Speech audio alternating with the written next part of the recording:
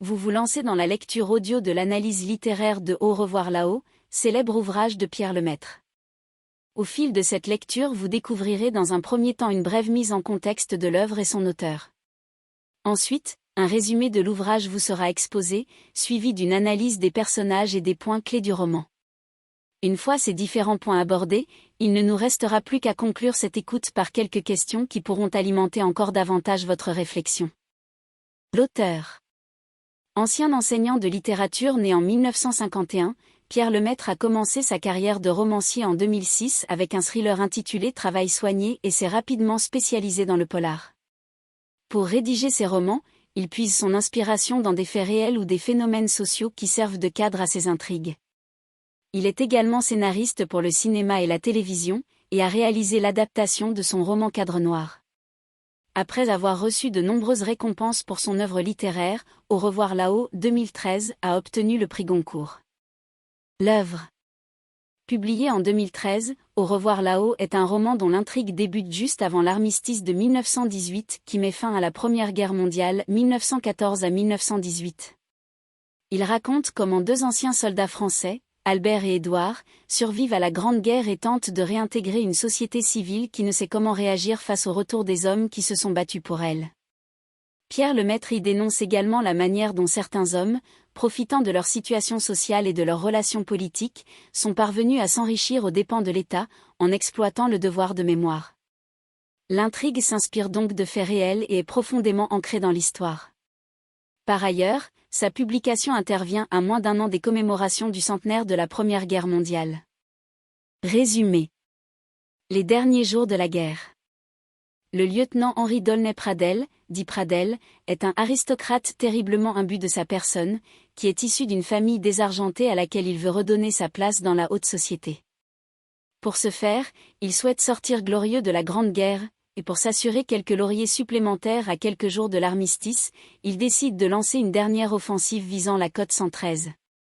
Pour motiver ses troupes, peu disposés à se battre sachant que la fin est proche, il assassine 2 de ses hommes et impute ce crime aux Allemands, situés à quelques centaines de mètres de leurs tranchées. Mais, lors de l'offensive, Albert Maillard, un petit comptable âgé d'une vingtaine d'années, s'aperçoit de son forfait. Par conséquent, Pradel décide de le faire taire en l'enterrant vivant dans un cratère avant de retourner diriger la suite des opérations. Édouard Péricourt, l'un de ses camarades, est témoin de la scène et sauve Albert juste avant qu'ils ne se fassent tous deux souffler par un obus. La démobilisation. Albert, grâce à Édouard, reste en vie sans autre séquelle qu'une paranoïa et une peur noire du lieutenant Pradel. Ce n'est pourtant pas le cas de son sauveur. Édouard Péricourt, déjà blessé à la jambe avant de réanimer Albert, a reçu un éclat d'obus dans le visage. Hormis la mâchoire supérieure, il n'a plus ni langue, ni bouche, ni menton, ne lui reste qu'un trou béant laissant apparaître sa trachée. Lorsqu'il découvre l'ampleur de sa blessure, à l'origine de son mutisme, Édouard perd connaissance et tente ensuite de se suicider, sauvé de peu par Albert qui se sent désormais responsable de son destin.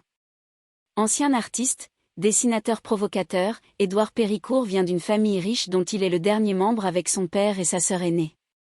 Ayant peur de leur réaction face à sa gueule cassée, il demande à Albert de changer son identité et de le faire passer pour mort. Ce dernier s'exécute, et écrit à la famille d'Édouard pour leur annoncer sa mort, y joignant le carnet à dessein du jeune homme. Il doit également faire face à ses propres problèmes. Le lieutenant Pradel, pour éviter toute suspicion, l'accuse d'avoir déserté le champ de bataille pendant le dernier assaut. Albert parvient à démentir ses propos et évite de peu la peine de mort. Pradel revient le voir avec la sœur d'Édouard, affligée par le décès factice de son frère, qui réclame son corps. Convenant d'un accord, les 2 hommes mènent la jeune femme devant la tombe d'un soldat inconnu qu'ils font passer pour celle d'Édouard. Madeleine Péricourt, bravant la loi, fait rapatrier le corps à Paris. Retour à la vie civile. De retour à Paris, Albert a tout perdu pendant la guerre, son travail à la banque, sa mère et sa petite amie Cécile l'ont abandonné, sa situation financière étant peu reluisante. À la rue, il est contraint de se trouver un nouveau logement et un travail. Hanté par Pradel et traumatisé par la guerre, il devient homme sandwich et retrouve Édouard, qu'il recueille chez lui. Il est impossible pour son ami de trouver un travail, notamment à cause de sa défiguration. Il refuse d'avoir recours à une intervention chirurgicale et ne peut recourir aux aides sociales proposées aux gueules cassées. Nous espérons que vous avez apprécié cet aperçu. Pour continuer à écouter ce livre audio sur Google Play Livres, utilisez le lien dans la description de la vidéo.